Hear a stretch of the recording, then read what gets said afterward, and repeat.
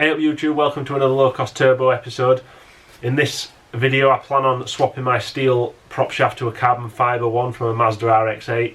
Should be quite interesting and hopefully it'll give you all some ideas of what you can do to your cars to make them a bit lighter, make them perform better. So here is my custom made steel prop shaft, and here is what I plan on replacing it with, which is the carbon fibre one from an RX8. They're quite common, they're for sale for less than about 50 quid now, so they're not much money. Carbon fibre is obviously significantly lighter than steel, and I'm not just doing this work to make the car lighter, I'm doing it to make it perform better, and I'll explain that now. Basically what we're trying to do is reduce rotational weight within the car. We all know how the basics of an engine works. The air goes in through your inlet manifold, fuel comes in from the injectors, spark comes in from the top, it ignites within the cylinder, pushes the piston down, which turns the crankshaft, which in turn turns the flywheel and the clutch and the drive shaft and the prop shaft, and ultimately the wheels. The amount of drag and the weight of anything that's turned by the engine will affect the performance of the vehicle. So think about all the things that come off your crankshaft. You might have air conditioning pulleys, power steering pulleys, alternator, water pump. You've then got your flywheel, your clutch, your prop shaft, your drive shaft, then your brake discs, and then obviously the wheels and the tyres themselves. On my car I don't have any power steering, I don't have air conditioning to worry about. I've already got lightweight pulleys from the alternator, and I've always got lightweight pulleys for my water pump as well. The standard flywheel on a CA18 DET weighs about 12.5 kilograms, so that's about 2.5 times. I've replaced that with a 4.5 kilogram flywheel, so I've effectively gone from 2.5 to 1 of those tubs. It should be noted that fitting lighter parts to your drivetrain doesn't necessarily improve the horsepower, it's reducing the drag on the engine. It will rev faster, it'll get through the gears faster, and it's because it's turning less weight. The downside to this, obviously, with less weight, you've got less momentum, less stored energy. Let me give you a real world example. If you've ever been to a kid's playground and you're trying to spin your child round on the little kids roundabouts, obviously it takes significantly less energy to spin one child than it would to spin 4 or 5. And it's the same with your engine. To get that going, to get the roundabout spinning at the outset, with one child is fairly easy, but if you've got 3, 4 or 5 on there, it's obviously a lot harder. Once they're going at the same speed, if you needed to stop the roundabout with one child on, you can probably reach out, grab the rail, and it would stop fairly quickly. If you do that with 4 or 5 children on, then you're probably going to pull your arm off or throw yourself to the floor. And it's the same with your engine. Without having lots of weight on your drivetrain, the inertia or the sort of stored energy within that engine and the drivetrain is reduced. On lighter cars, on kit cars, track cars, it's less important. Really, the manufacturers try and store this energy in heavyweight flywheels for when you're going uphill for constant loads and to make it an all-round nicer drive. But in terms of all-out performance, the lighter the better. Let's take a look at the prop shafts that I've got. This is the existing prop shaft, obviously significantly shorter than the RX8 one, but hopefully we'll be able to make it work. I'll get this one out and we'll do some weight comparisons and measurement comparisons. So these are the two prop shafts. This one's obviously mine, that's the RX8 one. Quite a big difference in length, as you can see. There's probably 2 foot difference there. So I think we've certainly got the makings of a project. The prop shaft that I currently have, we have the yoke from a Nissan 200 SX S13, obviously on a universal joint, and then at the other end we have the flange for an Atlas axle, which is obviously a Ford item again on another universal joint. Start by taking a look at the axle side. So if we measure the width of the UJ on my current prop shaft, it is 82.8, and if we measure the width of the UJ on the Nissan prop shaft, it is 81.8, so it's 1 mil out. So that simply means that I can take this flange off there and stick it onto that one.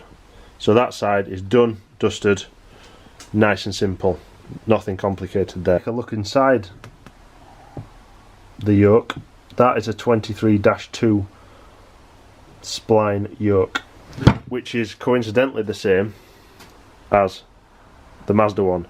However, the Nissan one is 34.8 mil and the Mazda one It's 38mm, so it's too big, so it won't fit. In terms of this end, what I need to do is have this part cut off and welded onto here and chop that bit off. But before we can do that, I obviously need to make the prop shaft significantly shorter than it is now, which means cutting the carbon fibre and popping this out. That sounds quite complicated, but it's not, and we're going to go through that process now. Just as a comparison for width, my current one is 63.6 and the Mazda is 72.5, so it's a bit of a centimetre bigger. In terms of the weight of the prop shafts, the Mazda one weighs 6 kilograms, whereas mine weighs 5.5 kilograms. But the Mazda one is obviously twice as long, so hopefully when I finish this, I might say 3/4 of a kilogram, maybe a kilogram, but it's got to be worth it because it's all part of the drivetrain. So we've got the prop shafts side by side, and as you can see the Mazda one keeps going and going and going and going all the way over to there. I've lined these up so we know that length is right, and like I said, this is a simple case of swapping, taking this off here, knocking it onto that one, so I can do that myself.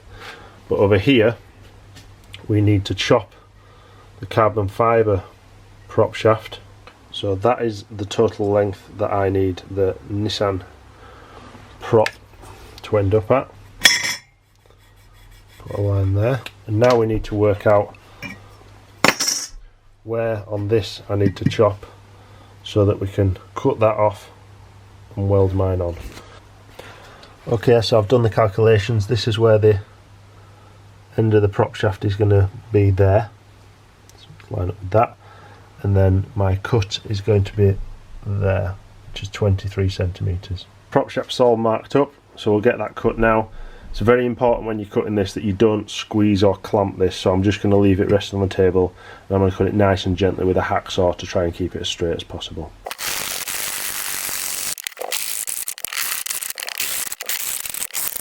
So I've got my new length of prop shaft all cut.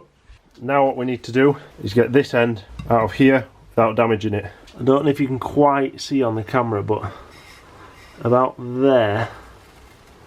there's a little bulge, which is where this is simply pressed into there with some splines. There is no attachment on here to that apart from splines on this forced into the carbon fibre with some tiger seal or some form of sealant. What I'm going to try and do is chop it around there to show you what it looks like inside. This is the inside of the Campfire prop shaft, so as you can see that is the outer ring and that is literally pushed into here. So what I'm going to do is create a slit down this end, and then that'll leave me the splines that I need on this end.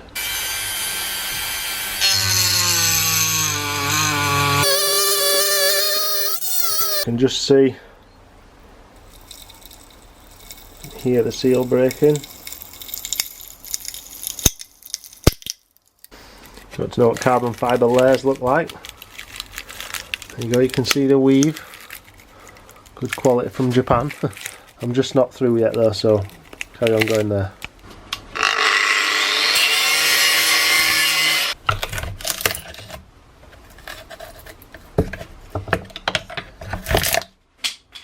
And there you can see the splines from the shaft inside the carbon fibre tube.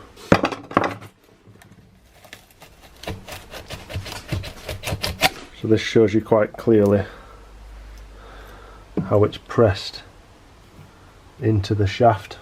It's just force that's holding it in, nothing else, but as you can see it wasn't for coming off easily. This is the end of the RX8 prop shaft that goes in the gearbox, and this obviously presses into the carbon fibre tube like we've just seen. So what I'm going to do is leave this as one piece for the moment, take it to a fabricator and get them to chop it down there, and then I'm going to weld on the Nissan part to this section, and then I'll have that pressed back into the tube, and then I just need to get it balanced.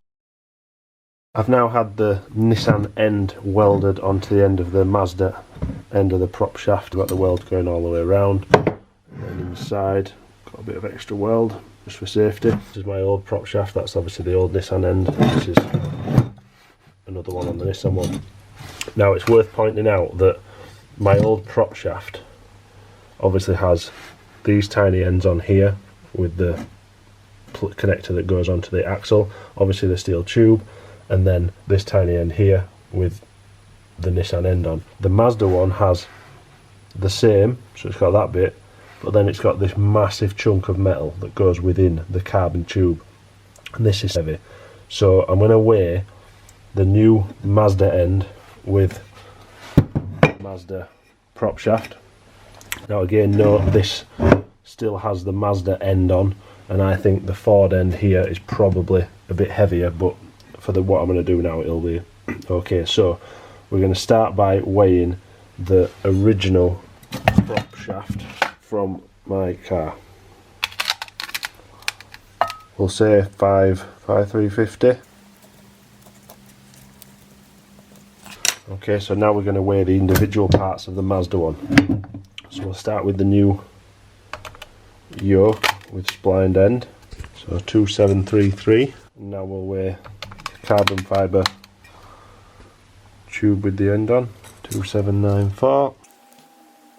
So the carbon fibre one actually weighs 177 grams more than the original steel one, so there is absolutely no point in progressing fitting this carbon fibre prop shaft, which is a shame because it'd have been a good process, but I've proved it doesn't work. So realistically, if you have on your car a prop shaft that is longer than